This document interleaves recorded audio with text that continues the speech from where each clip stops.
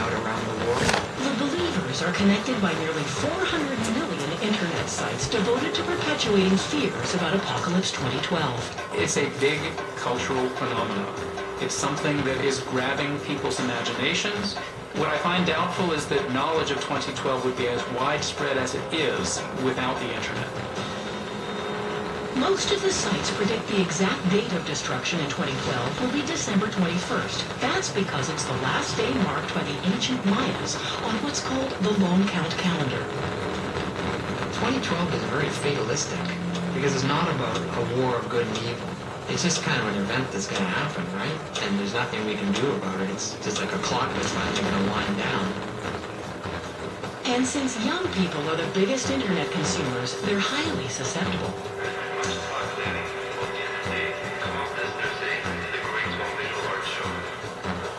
At Holy Cross High School in Woodbridge, Canada, students in the graduating art class have put their darkest fears about that date on display.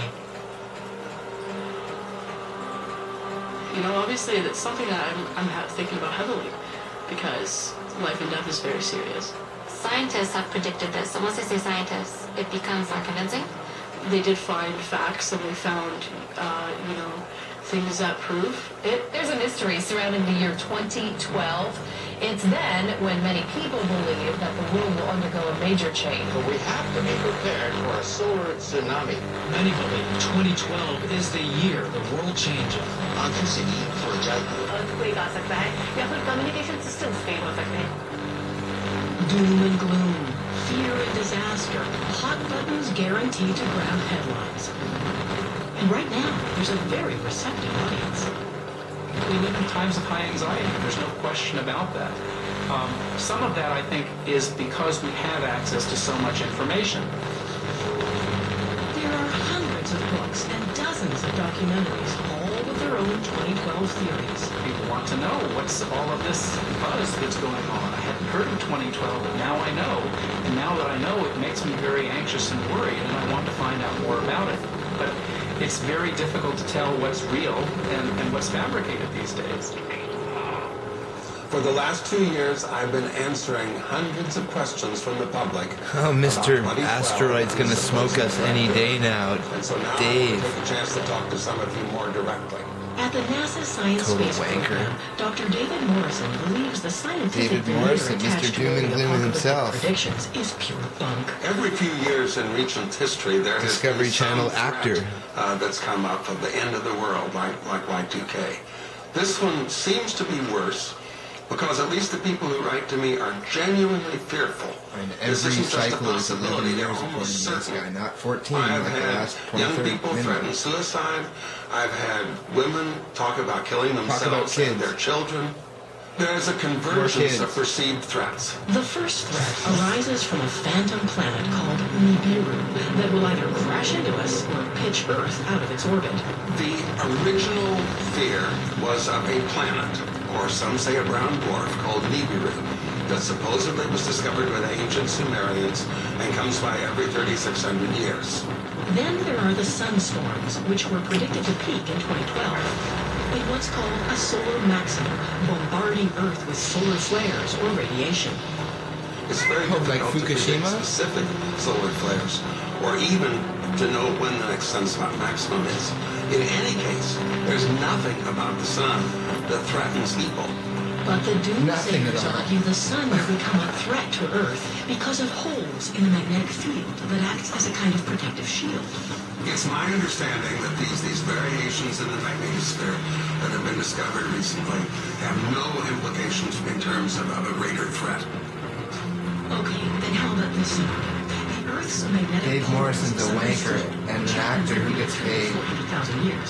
Or there's a change in the inner core. Paid causing by the planet to Discovery spin and all off kinds its- of TV channels. If the magnetic pole should flip, I doubt it would have any effect on us on Earth. As far as the Earth changing direction, that's never New Zealand, Japan, But if it does nothing happen, like that. believers predict landslides, volcanic eruptions, and tidal waves, cutting off power. Oh, no earthquakes mentioned. And sparking civil war.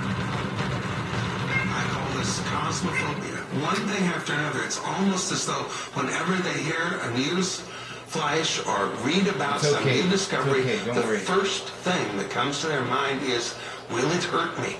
Is it going to destroy the Earth? From the City of Angels off the Pacific Ocean, good morning, good evening, wherever you may be. I'm George Norrie, and this is Coast to Coast AM. My motto tonight is be prepared, not scared. West of the Rockies, you're up. I did a report for the Joint Chiefs of Staff.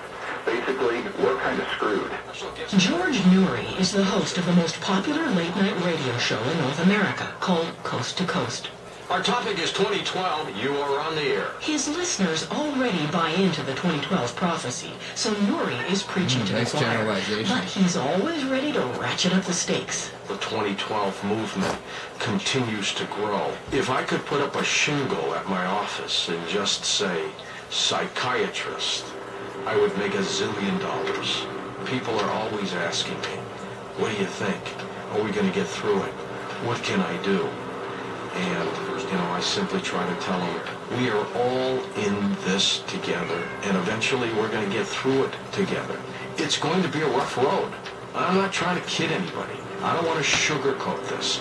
We are going to have some hills and valleys. This is going to be a roller coaster ride you had better strap yourself in for. But whatever the thoughts or theories, everyone hopes it'll turn out okay in the end. And that's what Hollywood delivers, the happy ending. In a certain sense, we live in a very apocalyptic, like The Road or Independence Day or people want Deep the Impact cathartic experience or Armageddon. of feeling Those feelings that come millions with the of times cosmic that's good ending to things, right? And of watching a few heroic figures struggle to survive in the circumstance. While everybody else dies. But at the red carpet launch of the movie 2012, even the heroes weren't too sure about the ending. So people should be fearful. Emmerich's film. Check out Emmerich's film Deep Impact.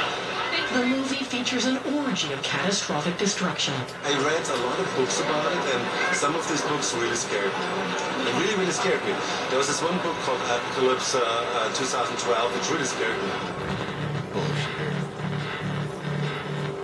The man who wrote Apocalypse 2012 is Lawrence Joseph. In Hollywood, he's called a science writer. I have put together really undeniable scientific evidence that our way of life is threatened seriously and soon.